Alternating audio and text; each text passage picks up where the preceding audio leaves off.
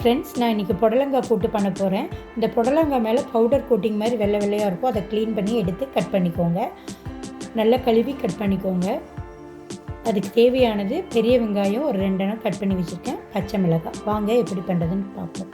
பாருங்கள், கடாயில் ஆயில் ஊற்றிட்டேன். ஆயில் நல்லா சூடாயிடுச்சு. இப்போ கடுகு போட்டுக்கலாம்.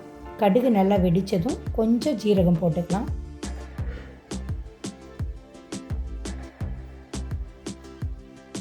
ஓகே, இப்போ இது கூடவே நம்ம கட் பண்ணி வச்சுருக்க வெங்காயத்தை ஆட் பண்ணிக்கலாம்.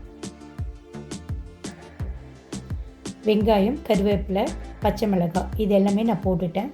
இப்போ அதை நல்லா ஃப்ரை பண்ணி விடுங்க. கோல்டன் ப்ரௌன் ஆக வேண்டாம், கண்ணாடி பதம் வந்தால் போதும். பாருங்கள், நல்லா ஃப்ரை பண்ணிவிட்டேன். இது கூட மஞ்சள் தூள் சேர்த்துக்கோங்க.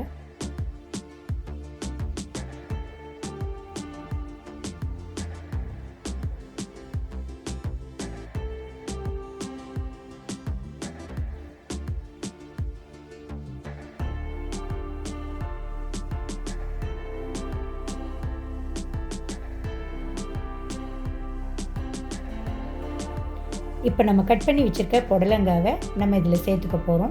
சேர்த்து விட்டு நல்லா கிளறி விடுங்க. என் சேனலை புதுசாக பார்க்குறவங்க சப்ஸ்கிரைப் பண்ண மறக்காதீங்க.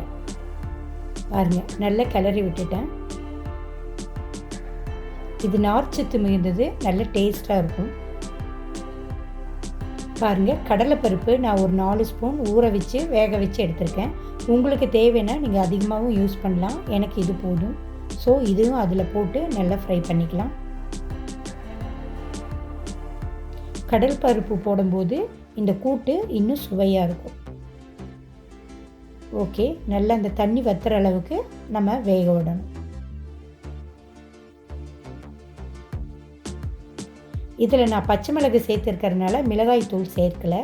இதை ஒரு மூடி போட்டு மூடி வச்சுக்கலாம். ஒரு 5 நிமிஷம் கழித்து நம்ம எடுத்து பார்த்தோம்னா சூப்பராக ரெடியாக இருக்கும். பாருங்கள், தண்ணியெல்லாம் வற்றி அழகாக வெந்துருச்சு.